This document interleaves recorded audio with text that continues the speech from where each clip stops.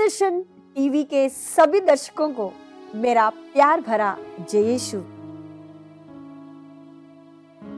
Bethsaida का अंधा संत लूकस का सुसमाचार अध्याय 18 पद संख्या 35 से 43 तक। यहाँ पर एक बड़ा ही आकर्षक, उत्तेजित करने वाला एक दृश्य, एक घटना हमें देखने को मिलता है। हम पद संख्या 36 में देखते हैं कि वह अंधा, उसने भीड़ को गुजरते सुनकर पूछा, ये क्या हो रहा है? उसने लोगों से पूछा कि ये क्या हो रहा है, इतना भारी भीड़, कहाँ, क्या, कौन जा रहा है? उसने पता लगाया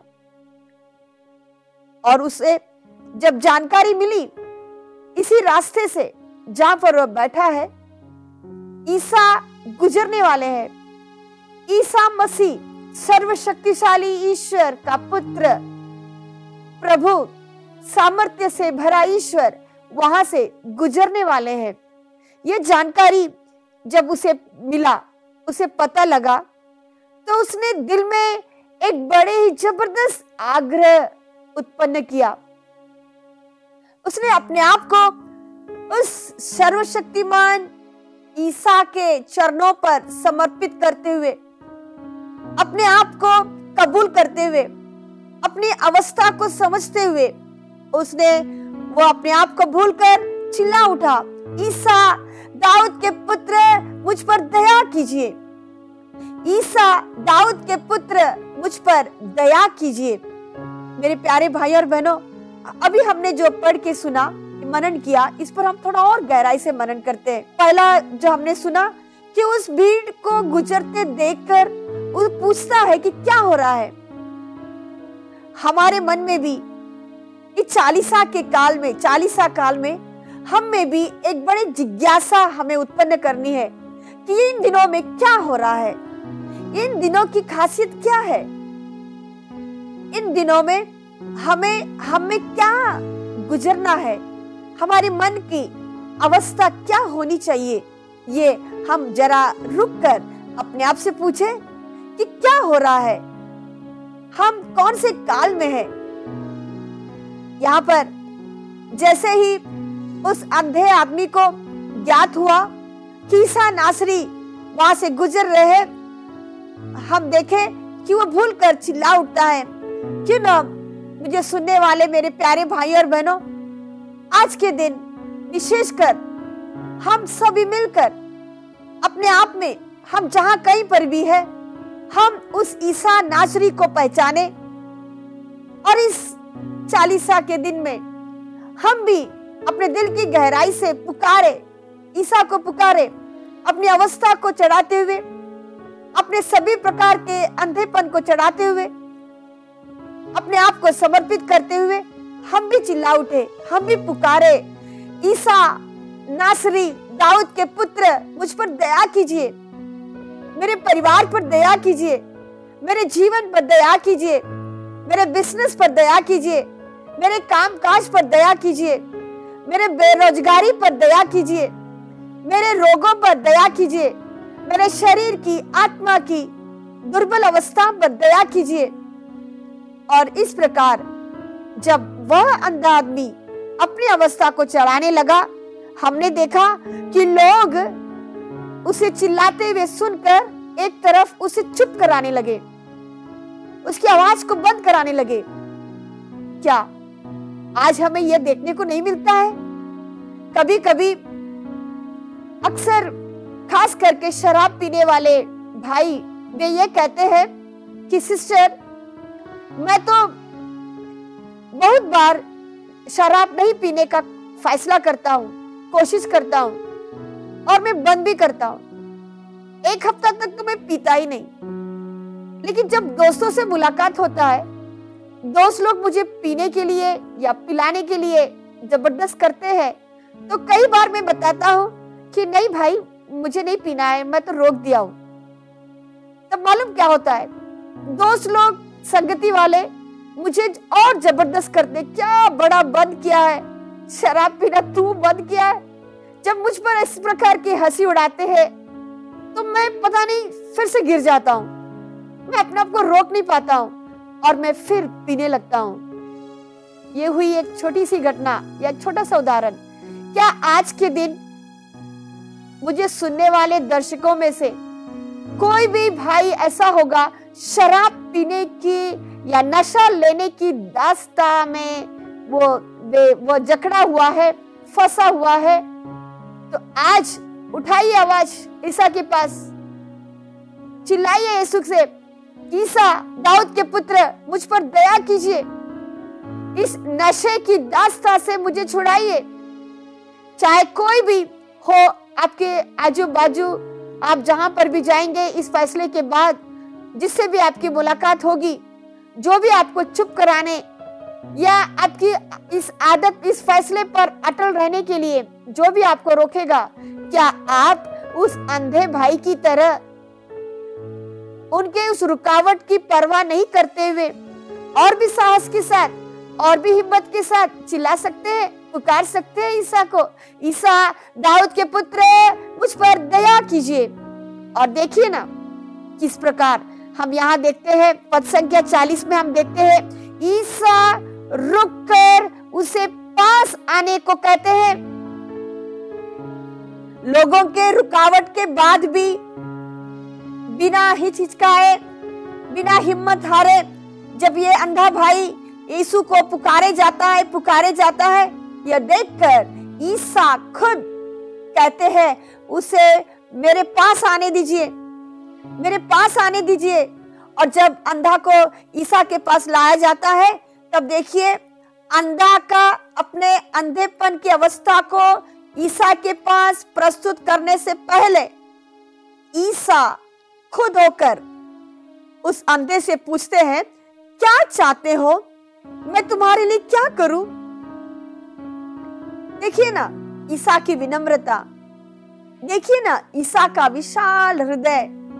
ईसा किस प्रकार समझ रहे इस भाई को। ईसा खुद होकर पूछ रहे हैं, तुम क्या चाहते हो, मैं तुम्हारे लिए क्या करूं? आज भी ईसा आपसे पूछ रहे हैं। ईसा आपके सामने रुकिए, देखिए ना ईसा आपके सामने रुके हैं, ईसा मेरे सामने रुके हैं। ईसा आपसे पूछ रहे हैं, ईसा मुझसे पूछ रहे हैं, बेटी बेटा क्या चाहते हो, मैं तुम्हारे लिए क्या करूं? अंधे ने कहा, प्रभु मैं फिर देख सकूं, प्रभु मैं फिर देख सकूं। मेरे प्यारे भाई और बहनों, वहां पर इस अंधे के उस जवाब पर मैं जरा गौर कर रही थी।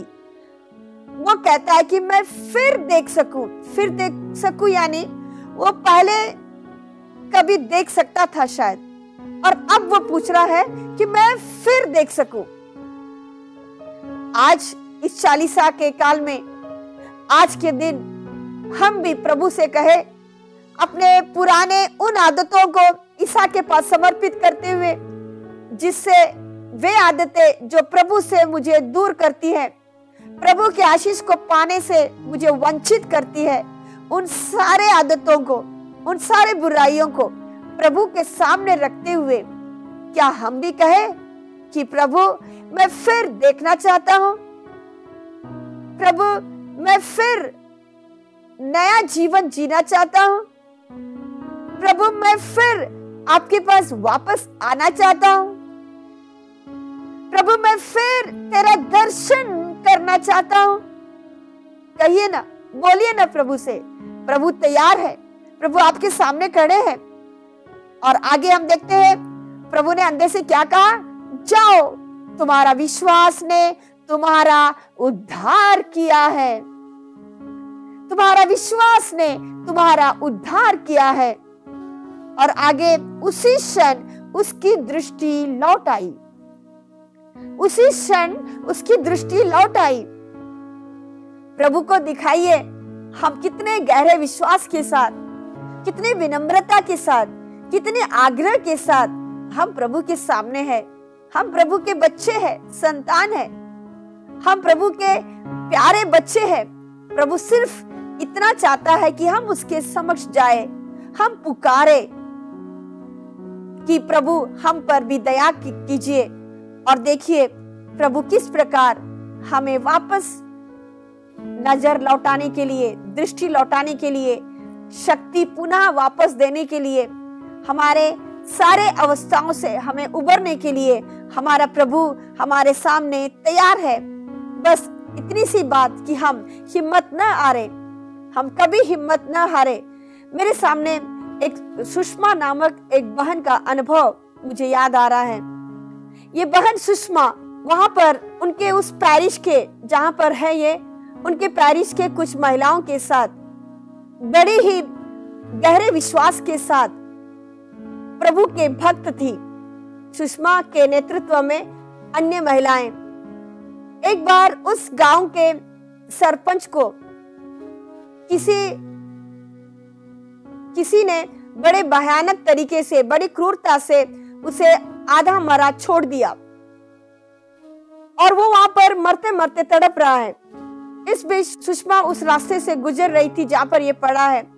सुषमा ने देखा कि कई लोग वहां पर खड़े हैं, कोई इसे छूने, इसे स्पर्श करने या इसे बचाने को कोई साहस नहीं कर रहा है।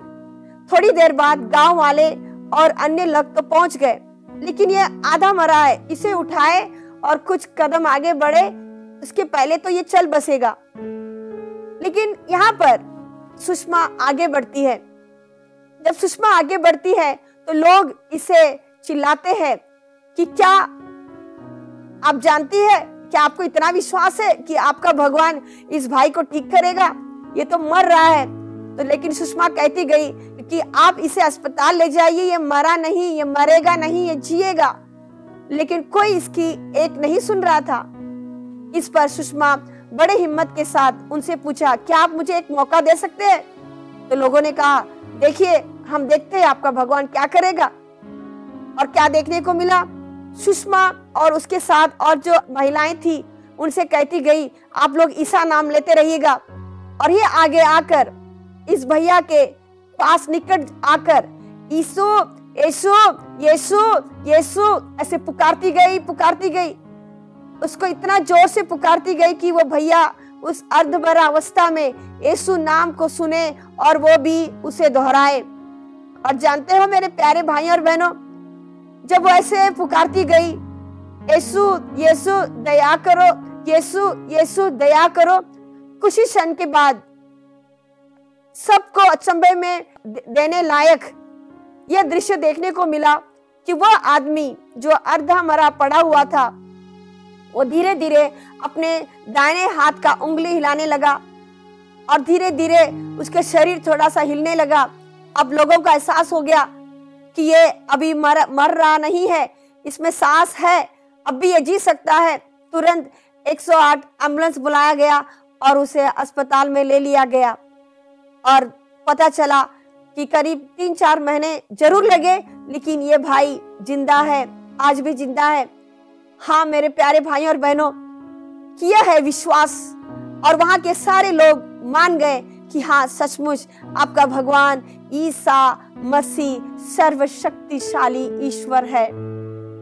आप हिम्मत मत हारिए, लोगों के कहने पर हिम्मत मत हारिए। आप भलाई करने में बिल्कुल पीछे मत हटिए। आपने जो भलाई करने का फैसला इन दिनों में आप लिए हैं, ले रहे हैं, लेते रहेंगे। आप बड़ी दृढ़ता के साथ लीजिए, बड़ी दृढ़ता के साथ लीजिए। और देखिए ना, इस बार का हमारा ईस्टर हम इस प्रकार मना सके कि जरूर ईसा मसीह के साथ हम भी पुनरुत्थित हो जाए, हम भी एक पुनरुत्थान का अनुभव अपने आप में महसूस कर पाए। और इसके चलते हम बड़े नवीन वस्त्र को धारण किए, हम भी घोषित करें कि हमारा प्रभु मरा नहीं, जिंदा है। हमारा प्रभु मृतकों में से एक नहीं, बल्कि मृतकों में से जिंदा हुआ है। हाँ मेरे प्यारे भाई और बहनों, यह है हमारा विश्वास, यह है हमारी दृढ़ता, यह है हमारे मन की कामना। बस आइए हम कुछ पल अपने आप को मौन रखते हुए प्रभु के सामने, जो प्रभु आपके सामने खड़ा है, प्रभु से कहिए कि प्रभु आप सवाल का जवाब दीजिए जो प्रभु आपसे पूछ रहा है कि तुम क्या चाहते हो, मैं तुम्हारे लिए क्या करूं। प्रभु पूछ रहे हैं कि प्रभु हमारे लिए क्या करे। तो आइए हम बताते जाइए प्रभु से कि प्रभु आप हमारे घर में आइए, आप हमारे अवस्था में आइए, आप हमारे फैसले में आइए, आप हमारे दिल के दरवाजे पर आइए, खटखटाइए, मैं खोल रहा हूं। हम देखते हैं प्रकाशना ग्रंथ अध्याय 3 पद संख्या 20 में, मैं तुम्हारे द्वार पर खटखटा रहा हूं, जो मेरे लिए द्वार खोलेगा मैं उसमें प्रवेश करेगा, वो और मैं हम साथ भोजन करेंगे। हाँ मेरे प्यारे भाई और बहनों, प्रभु द्वार पर आकर खड़े हो चुके हैं। सिर्फ इतनी सी बात कि इस 40 काल में हम प्रभु के लिए अपना द्वार खोल दे, अपने दिल की द्वार को खोल दे और प्रभु को आने दे। प्रभु आने को प्रभु तैयार है, हमें चाहिए कि हम उनके लिए द्वार खोल दे और उन्हें अपने दिल में बसने दे, अपने घर में बसने दे, अपने गांव में बसने दे, अपने कलीसिया में बसने दे, अपने देश में बसने दे, जिसके चलते हम सभी पुनः और एक बार देख सके, हम उन शक्तियों को देख सके, हमारे भाइयों में, हमारे भाई बहनों में, हमारे परिवार के सदस्यों में, हमसे जो दूर है, हमसे जो अस्वस्थ है, उनमें छिपी हुई प्रभु के उपस्थिति को, प्रभु के दृश्य को हम पहचान सके, हम देख सके, हम जान सके और इस प्रकार हम उस काबिल हो जाए जो अंधा आदमी का भाग्य था, जो उसने अनुभव किया कि उसके दिल में जो विश्वास थी, उस विश्वास के चलते वो पुनः देख सका और ईश्वर की महिमा करते हुए, स्तुति करते हुए बड़े धूमधाम से वो अपने जिंदगी को पूरे नवीनीकरण के साथ बिताया। तो आइए हम सब तैयार हो जाए, हम सब पूरी स्फूर्ति के साथ तैयार हो जाए और हम एक दूसरे को भी प्रभु के पास ले आए और बताएं कि आप आइए, आप भी आइए, मैंने जो देखा, सुना, समझा, आप भी देखिए ना। वह ईश्वर आपको पुकार रहा है, बुला रहा है इस 40 में कि हम ईसा के नाम पर हम भी जागृत हो जाए।